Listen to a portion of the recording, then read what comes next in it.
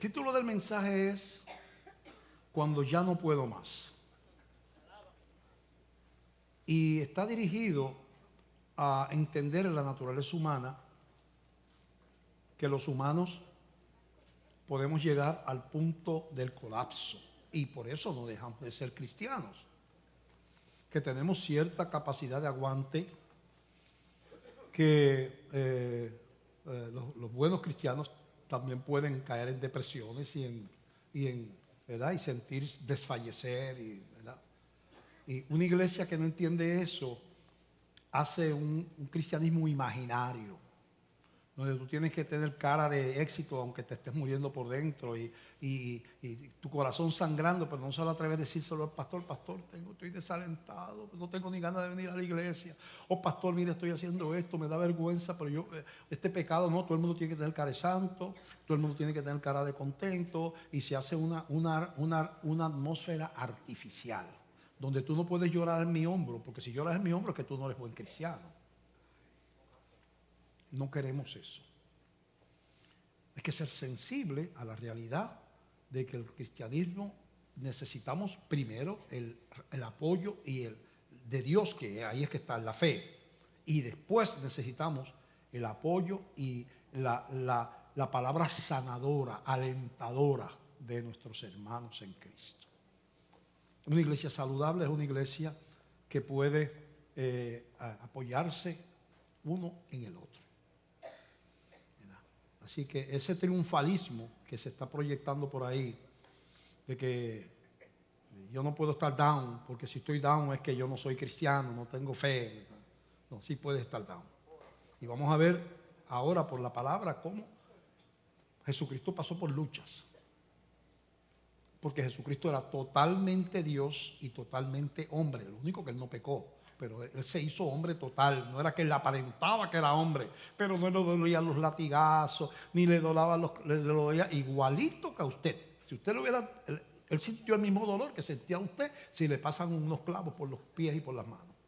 Y si le meten 40 latigazos menos uno, le meten 40 latigazos con un látigo con pedazos de hueso o de metal, sacándole cantos de carne de la espalda o por donde lo agarrara. O si le cogen una corona de espinas que no se la pusieron cuidadosamente para que no lo hinque, sino que lo hicieron con ira, con burla. Como él dice que es el rey, y es verdad, Jesucristo es el rey, vamos a coronarlo. Fue un chiste que hicieron a costa de Jesús. Y buscaron espinas bien largas y que dice, tú eres, mira, el rey, vamos a coronar al rey. Y todo el mundo riéndose. Y cogieron a Jesús y le hicieron y le petaron la corona para que le doliera. Esa es la realidad. Yo tenía un libro que presté, pasa como con las herramientas, que los libros y las herramientas a veces nos regresan, ¿verdad? ¿Alguno de los caballeros aquí ha prestado herramientas que no han virado para atrás? Levanten las manos.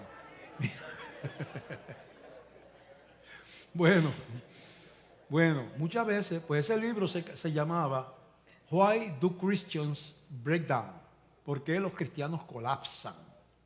Why do Christians break down? ¿Por qué los cristianos colapsan? Se pueden estar desanimados, desalentados, postrados de dolor. Y ese libro era importante porque hablaba que eso es normal en la vida del ser humano. Tenemos una carne y un espíritu. El espíritu está dispuesto, pero la carne es débil.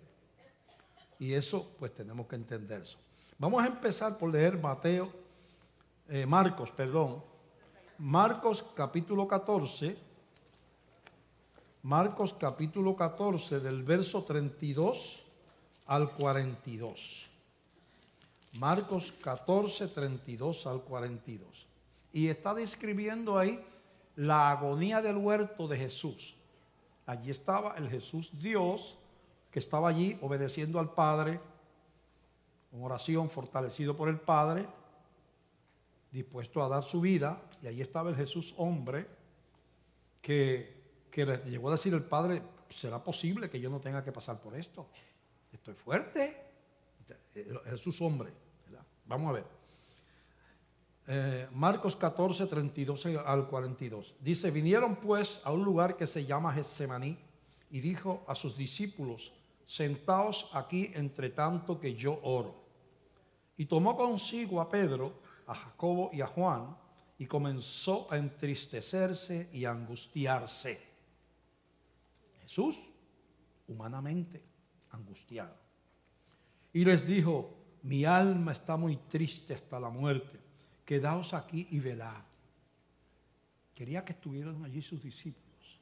Muy normal, cuando uno está angustiado, necesita, tu hermano está angustiado, una iglesia saludable. Se habló de la hermanita que está en el hospital, sola, no tiene familia aquí, pues debe estar angustiada, está pensando se quedará en un sillón de ruedas para el resto de la vida, esto y lo otro. Eso ir allí y estar contigo, no te vamos a dejar sola, te queremos mucho en la iglesia, vamos a orar para que Dios te levante. Eso es bálsamo, ¿verdad? Y Jesús dice a los discípulos, y velad, yéndose un poco adelante, se postró en tierra y oró, que si fuera posible pasase de él aquella hora. Está diciendo: Señor, ¿es posible? ¿Hay alguna otra salida? Porque delante de él tenía toda esa tortura y todo eso de llevar pecados. Para una persona que nunca había pecado, que no conocía el pecado en él, en esa cruz tener adulterio, fornicaciones, violaciones de niños, todo estaba sobre Jesús. Y él no eran los pecados de él, pero él los tenía que llevar. Eso era peor que las torturas físicas para él. Y él dice: Señor, Padre, ¿será posible? Y decía: Abba, Padre. Abba es la palabra hebrea para papito, es la palabra de cariño. Papacito, papacito, Abba. Todas las cosas son posibles para ti. Aparta de mí esta copa, mas no lo que yo quiero, sino lo que tú. Fíjate que viene la parte humana y se aparta de mí, que no pase por esto. La parte divina dice: pero no se haga lo que yo quiera, sino tú. Estaban esas dos, ahí, esas dos partes, ¿verdad? Vino luego y los halló durmiendo y dijo a Pedro: Simón, ¿duermes? ¿No has podido velar una hora? Velad y orad para que no entréis en tentación.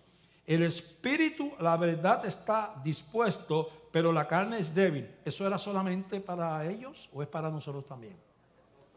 Igual. De resolución de año nuevo, me voy a levantar todos los días a orar a las 6 de la mañana.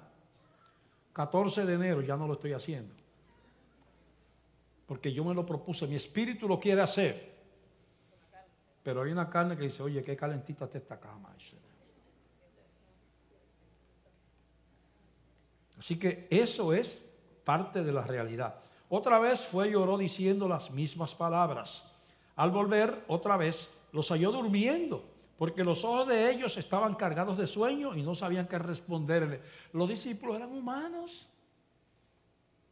¿Y sabe qué hicieron en ese momento tan crucial? ¿Qué les pasó? ¿Se quedaron como?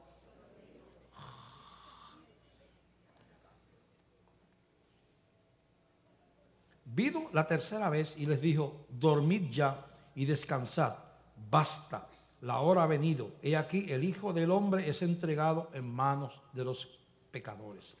Levantaos, vamos, he aquí se acerca el que me entrega. Venía Judas con los soldados a entregar. Padre, te damos gracias por la palabra de hoy. Ayúdanos, llévanos de la mano en el nombre de Jesús. Amén, amén.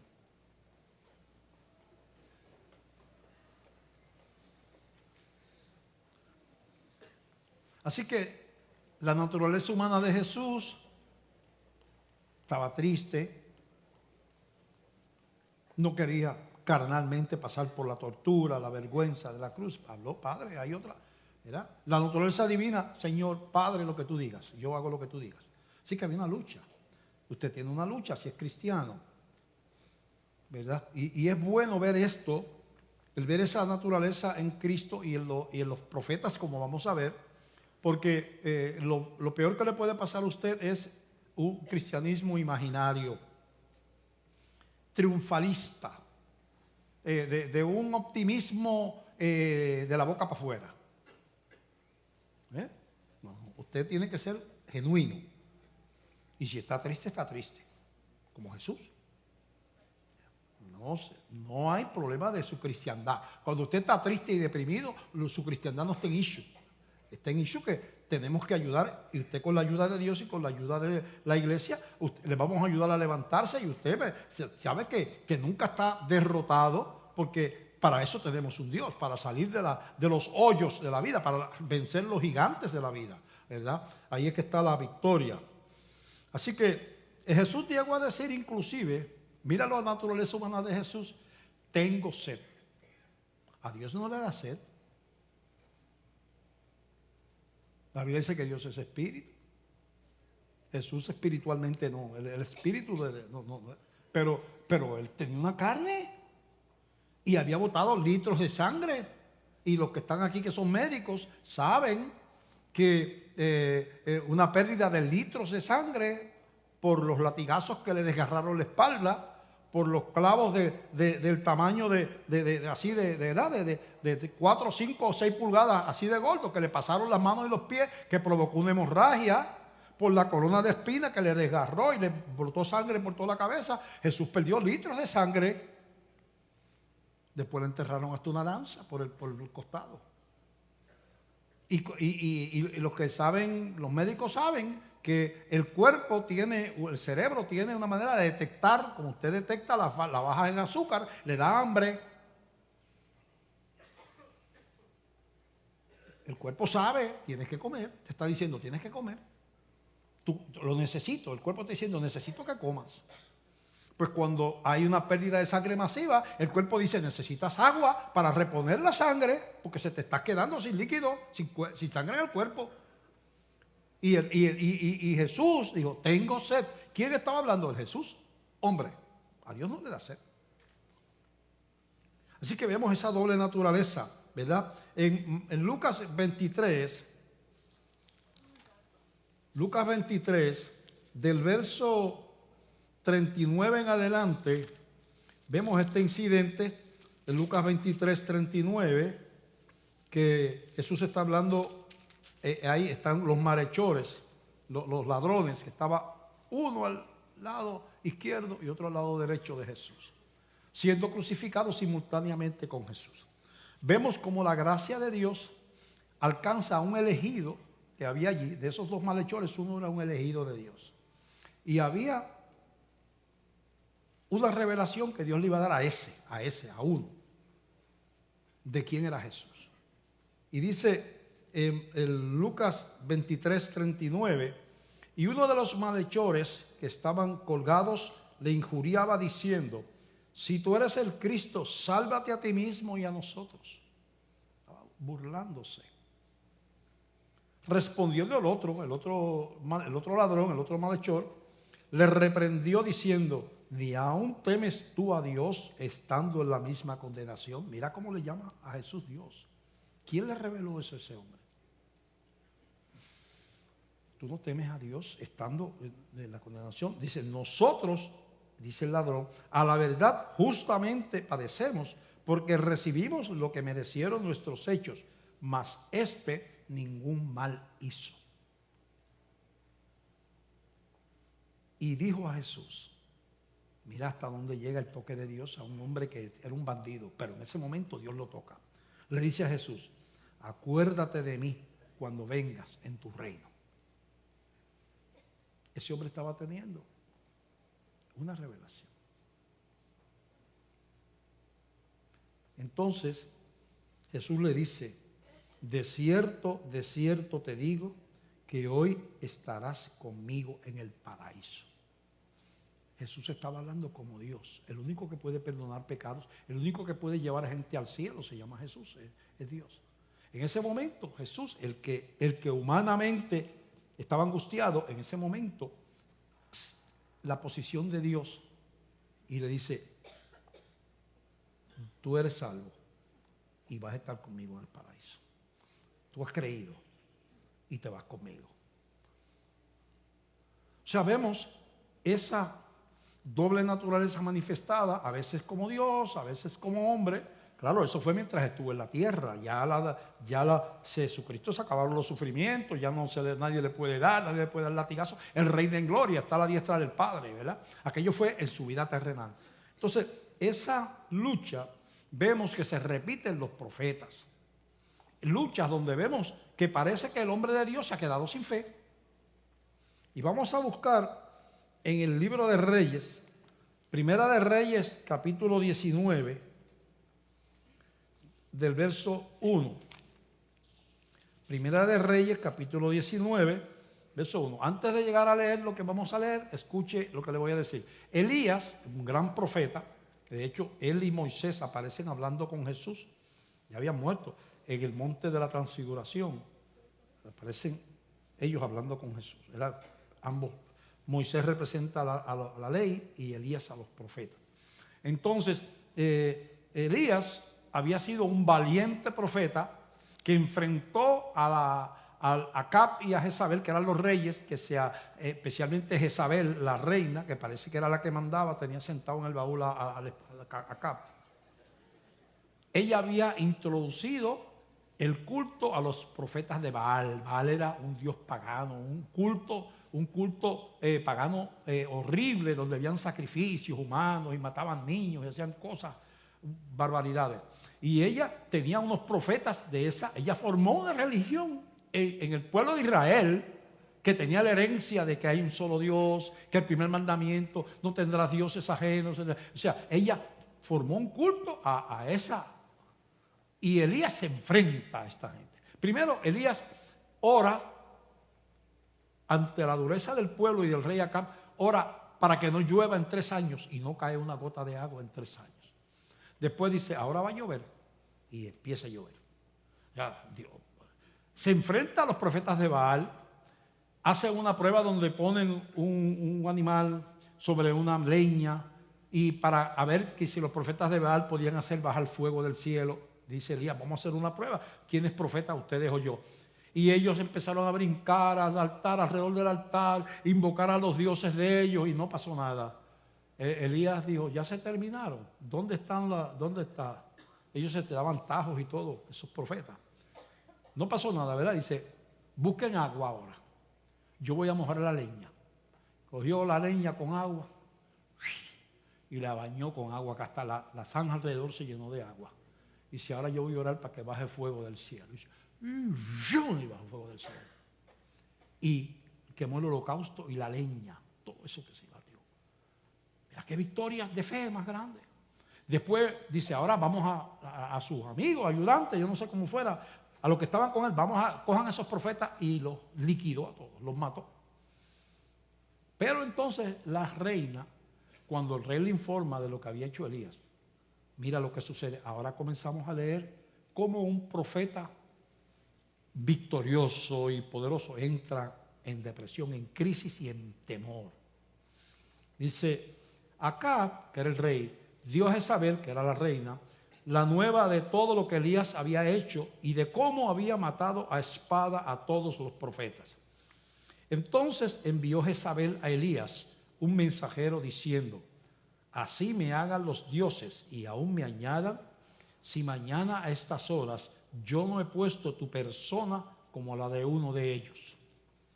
Lo que tú le hiciste a los profetas te lo voy a hacer a ti. Viendo pues el peligro, se levantó y se fue para salvar su vida. Vino el temor, que parecía que él no lo conocía, pero parecía, pero estaba ahí. Y vino a Berseba, que está en Judá, y dejó allí a su criado. Y él se fue por el desierto, Elías, un día de camino, y vino y se sentó debajo de un enebro, de un árbol, y deseando morirse, dijo, deseando morirse. Un profeta en depresión. Aquí hay personas sentadas que le ha pasado etapas en su vida donde han deseado morirse. Aquí deben haber personas que han pensado hasta acabar con su vida. Bueno, tiene compañeros aquí, se llama Elías, un profeta. Pero él salió y usted saldrá también con la ayuda del Señor. Y deseando morirse, ¿verdad? Y deseando morirse dijo, basta ya, oh Jehová, quítame la vida. Ahora viene la que uno usa como ser víctima, ¿verdad? Quítame la vida, pues no soy yo mejor que mis padres. Y echándose debajo del enebro, se quedó dormido.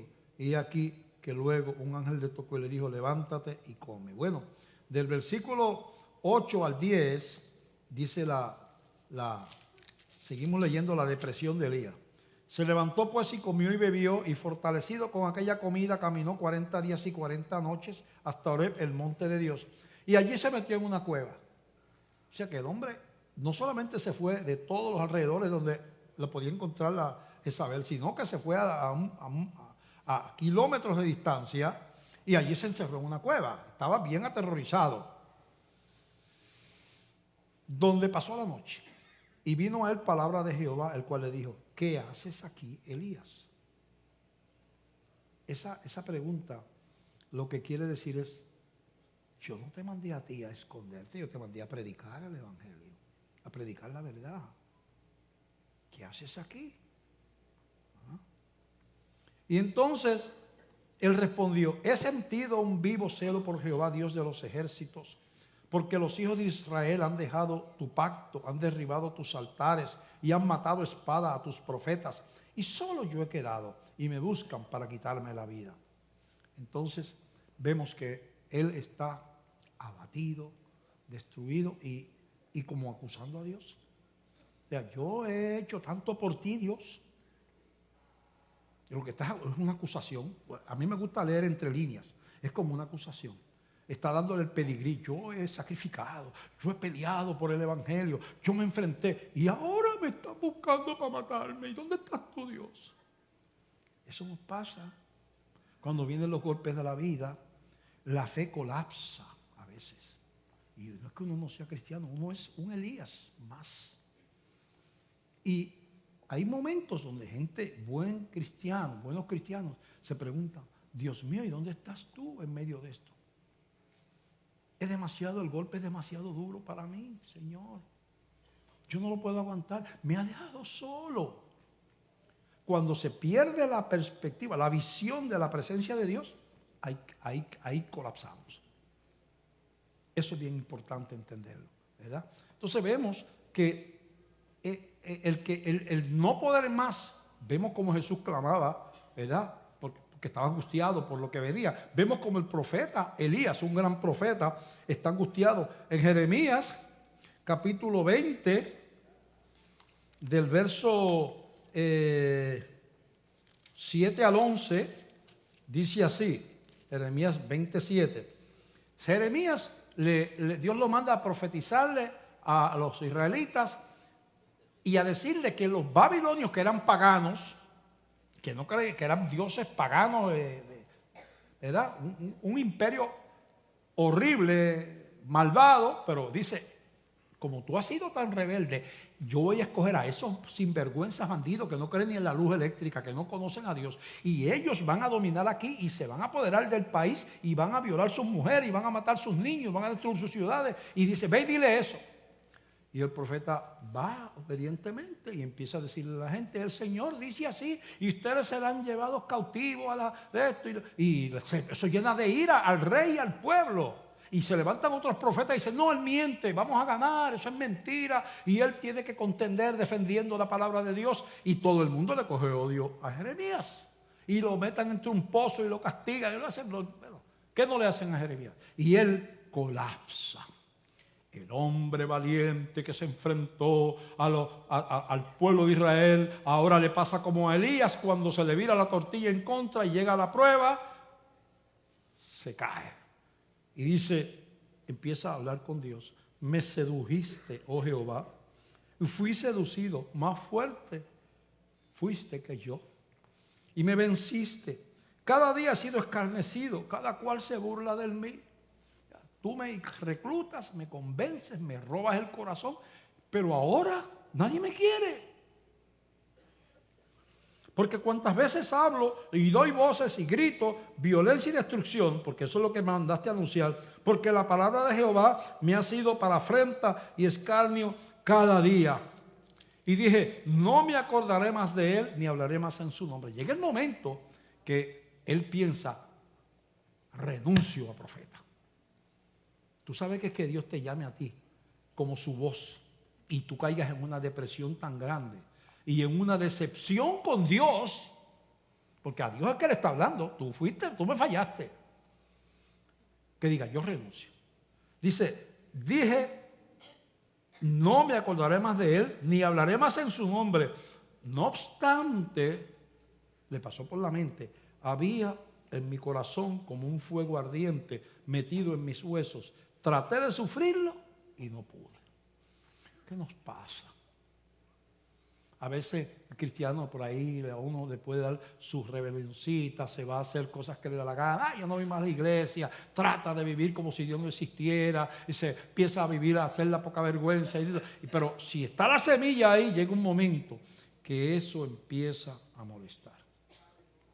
Porque usted también está seducido si usted es un hijo de Dios. Alguien le robó el corazón a usted, ¿verdad? Pero la carne es débil y se revela y se contamina. Y entonces aquí vemos a este hombre luchando. Y dice, porque oí la murmuración de muchos, temor de todas partes, denunciémosles, todo el mundo estaba en contra mía. Dice, todos mis amigos miraban si claudicaría, quizás se engañará, decían, y prevaleceremos contra él y tomaremos de él nuestra venganza. No le cae bien a nadie. Por eso es que el cristiano no puede estar en este mundo para ganar concursos de popularidad, sino para hacer la voluntad de Dios. Porque si haces la voluntad de Dios, le vas a caer mal a alguien en el trabajo, en el colegio, en la universidad, en el barrio, en la familia, en el trabajo al jefe.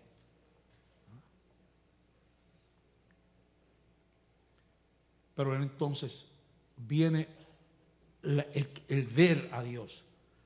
Despierta. Mas Jehová está conmigo como poderoso gigante. Por tanto, los que me persiguen tropezarán y no prevalecerán, serán avergonzados en gran manera, porque no prosperarán, tendrán perpetua confusión que jamás será olvidada. Entonces, como cristianos, vemos esa lucha, la vemos en Jesús, la vemos en Jeremías, la vemos en Elías. Estamos en las alturas de la victoria cristiana y a veces, entonces, poco tiempo, algún tiempo después, podemos estar sintiendo miserables, tristes. Y ese es producto de la doble naturaleza que también nosotros tenemos. Jesucristo tenía una naturaleza, Dios, hombre, nosotros no tenemos la de Dios, pero tenemos la naturaleza espiritual si somos cristianos. Si nos hemos convertido, el Espíritu está en nosotros, somos de Dios, pero no hemos perdido la naturaleza carnal, que se cansa, que se revela, que le da temor, que se contamina, que le pasan pensamientos malos, que pierde la paciencia, que puede ofender a alguien. Esa es la realidad. Entonces, no queremos aquí una iglesia estereotipada de los super espirituales y todo el mundo aquí es espiritual y no. Yo quiero que usted tenga la confianza de venir, pastor. No tengo ganas ni de venir a la iglesia, pastor. Y tengo ministerio aquí, pero no sé qué me está pasando. Y ahí nos juntamos los dos y yo con los hermanos. Podría hacerlo con cualquier hermano. Tenemos que ser una iglesia sanadora. Una iglesia donde podamos llorar en el hombro del hermano sin que me acuses. Yo necesito que tú me entiendas, ores por mí, me apoyes, me ayudes a encontrar el camino, pero no necesito un dedo acusador sobre mí, implicando que tú eres espiritual y yo no. Yo no vengo a buscar aquí acusaciones, no vengo a buscar como hermano en Cristo, yo necesito un hombro donde recostarme. Y es una iglesia bíblica, tiene que proveer ese hombro para el hermano, tiene que proveer un canal de reconciliación. No porque estoy peleado con el hermano tal, no nos habla, en la misma iglesia, usted se lo cuenta a usted, pero somos cristianos. No, pero mira, ven acá, vamos a sentarnos, mira, la Biblia dice, tenemos que perdonar y esto. ¿Tú quieres que yo hable con el hermano? Usted se convierte en un agente de paz. Porque hay quien le echa fuego, gasolina al fuego. No, este hermano, no, el muchacho, eso no es nada, es peor cosa me ha hecho a mí. Eso es un problemático. Usted se fue por el lado, usted le está haciendo coro al diablo. porque el diablo no quiere una iglesia dividida. Entonces, esa manera de ver las cosas es la que tenemos que nosotros tener como iglesia. Hay secretos. Por ejemplo, en Hebreos capítulo 11 nos da una definición en Hebreos 11.1 de lo que es la fe. Hebreos 11.1. Es pues la fe la certeza de lo que se espera, la convicción de lo que no se ve. Usted no puede perder la perspectiva de la presencia de Dios. Y no puede perder la perspectiva de que no importa las traiciones, los sufrimientos. O sea, lo que la Biblia dice es que nadie nos puede separar de su mano. Palabra de Dios. Nadie nos puede separar de su mano. Dice Jesús, yo les doy vida eterna y no perecerán jamás. Y dice allá en Juan capítulo 14 a los discípulos, yo voy pues a preparar lugar para vosotros, porque donde yo estoy, yo quiero que ustedes estén conmigo. O sea, yo no puedo perder perspectiva de que el sacrificio de Cristo, mi relación con Dios es incondicional, eterna e irrompible. No se puede quebrantar. Yo puedo pasar por todos los hoyos que pase, pero Dios está en su trono.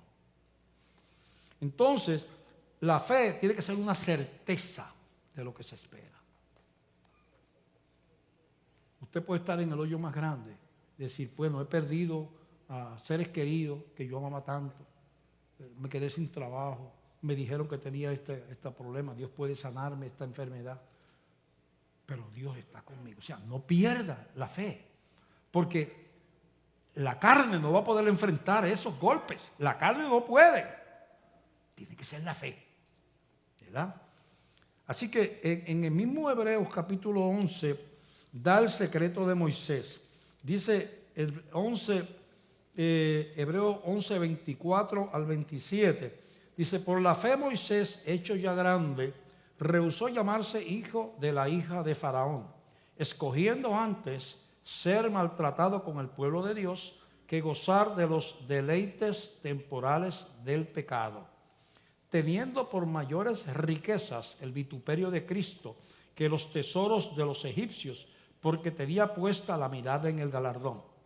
Por la fe dejó a Egipto, no temiendo la ira del rey. Escucha esto, porque se sostuvo como viendo al invisible. Él lo veía, aunque no se veía. Eso lo sostuvo, que es lo que es la definición de fe, la certeza de lo que se espera, la convicción de lo que no se ve. Moisés veía a Dios, aunque físicamente no lo estaba viendo, pero él por la fe pudo enfrentarse a Faraón, porque él se sostuvo como viendo al invisible. Cuando tú dejas, la fe tuya no es capaz de ver a Dios en tu bote. ¿Se acuerdan cuando estaban los apóstoles con Jesucristo en el bote, que vino la tempestad y Jesús estaba durmiendo?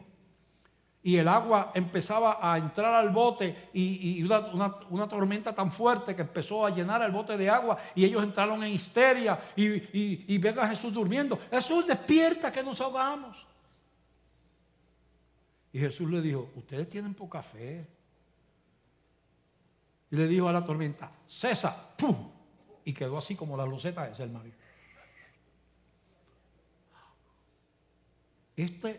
Hasta la tormenta. Pero ¿sabe cuál estaba el problema? Que ellos no se daban cuenta que Jesús estaba con ellos en el bote. Si ellos se hubieran dado cuenta que Jesús, hubieran tenido razonamiento espiritual, hubieran hecho esta conclusión: es imposible que el Hijo de Dios se ahogue. Y que la historia planificada por Dios, que Él nos ha explicado desde el principio de la creación, y Él es el cumplimiento de la visitación de Dios para redimir a este pueblo. Todo eso yo se lo había explicado a Él. Es imposible que termine la Biblia y Dios tenía un plan de redención, pero el Hijo de Él se ahogó. Jesucristo se ahogó.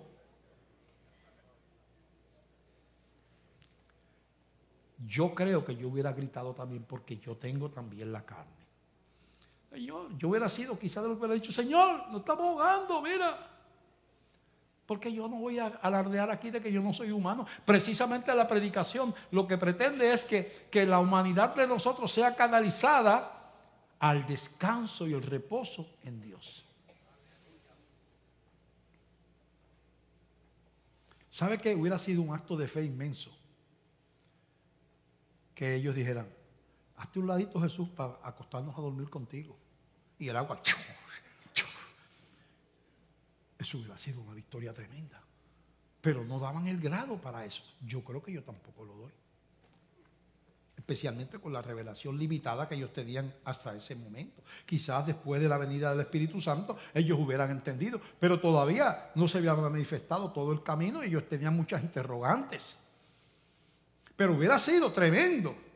Yo creo que en el cielo hubiera habido una fiesta general. ¡Qué tremendos discípulos! Se acostaron a dormir porque no miraron la tempestad. Dijeron: si el Hijo está conmigo en el bote no se puede hundir, porque Él es el que creó los mares, Él creó la tempestad, Él creó los vientos y no se puede hundir. Eso hubiera sido tremendo. Pero tú sabes lo que pasa, que de alguna manera nuestra carne muchas veces no ve al invisible como lo vio Moisés. Somos así. Pero la victoria grande está en ver a Dios como parte de nuestra vida. Ver al cristianismo no una membresía en la Iglesia Bautista de Glenview, sino una realidad espiritual donde yo soy del reino, yo pertenezco al reino de Dios, yo soy hijo, heredero. Ahí está la victoria. El apóstol Pablo, y con esto termino, tiene una experiencia, y esto está en 2 de Corintios, capítulo 12, del verso 1 al 5 y del 7 al 10. El apóstol Pablo, que no era de los primeros cristianos, él perseguía cristianos, ¿verdad? Él era un judío celoso de la religión que se llenó de ira con la nueva secta esa de los cristianos y se alistó para perseguir cristianos, para meterlos a la cárcel y matarlos. Y es ahí cuando él va a perseguir cristianos que Dios lo derriba, una luz lo derriba al piso cuando él va a matar y a meter preso a los cristianos, camino a Damasco. Lo derriba una luz y una voz le habla, es la voz de Jesús.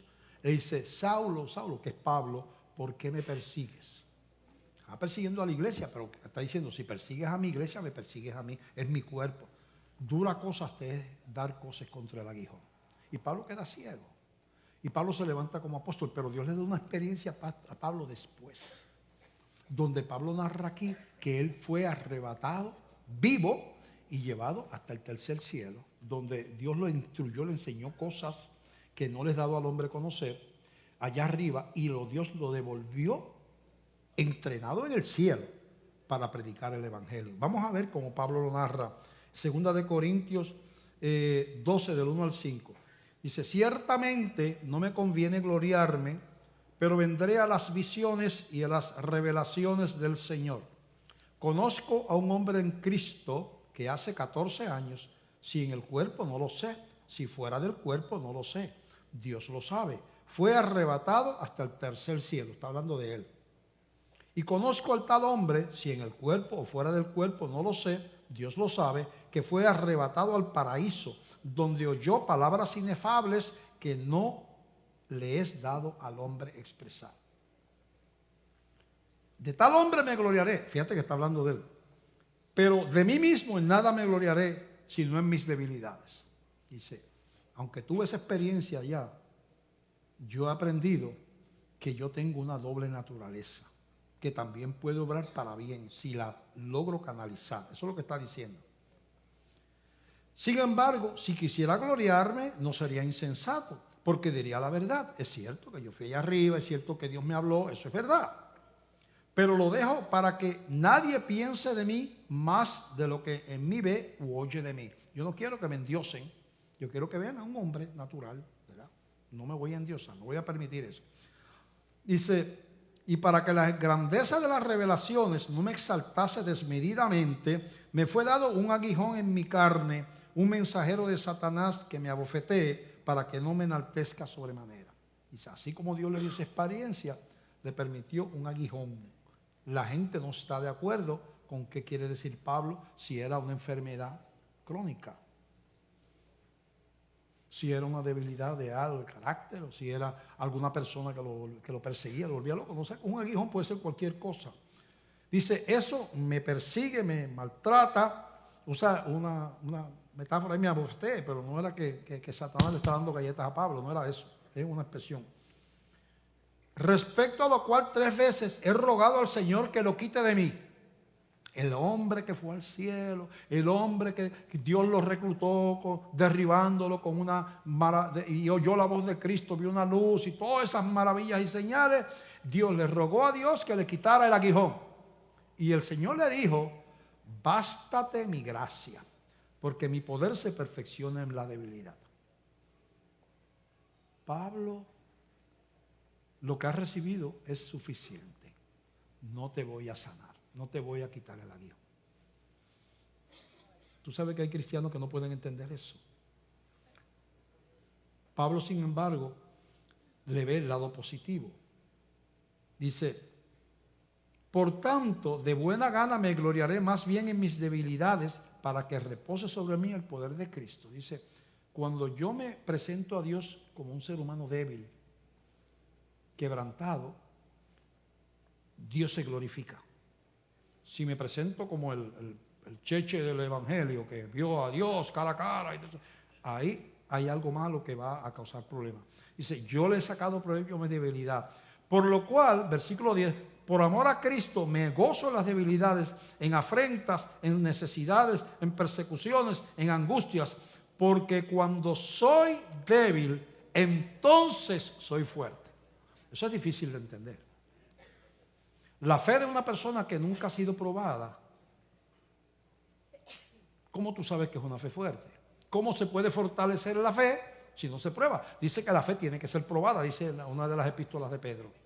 Para que la fe es como el oro, que tú no sabes si el oro es verdadero hasta que lo pruebas. No te creas que tú vas a ir con un lingote a alguien por ahí que compra oro. Aquí está este oro. No, te va a hacer unas pruebas, porque él no te va a comprar un cobre enchapado que vale 50 pesos y tú le estás pidiendo 50,000 por el lingote de oro. Él te va a decir, no, yo quiero estar seguro que es oro. Y va a hacer unas pruebas. En el tiempo de la Biblia se derretía el oro, el metal. Si era una aleación, se separaban. Se iba la costra arriba y el oro, que es más pesado, se quedaba abajo. Y decía, tú me querías vender una cosa que era una mezcla de oro. Así que la fe es probada. Cuando uno no ha sido probado, no ha sido fortalecido en la fe. Las personas que logran sobrepasar las pruebas sin dejar de ver a Dios, se hacen fuertes. Se ponen diestros en la eficacia de la fe. Con la fe todo lo podemos en Cristo que nos fortalece. Sin fe es imposible agradar a Dios, dice la Biblia.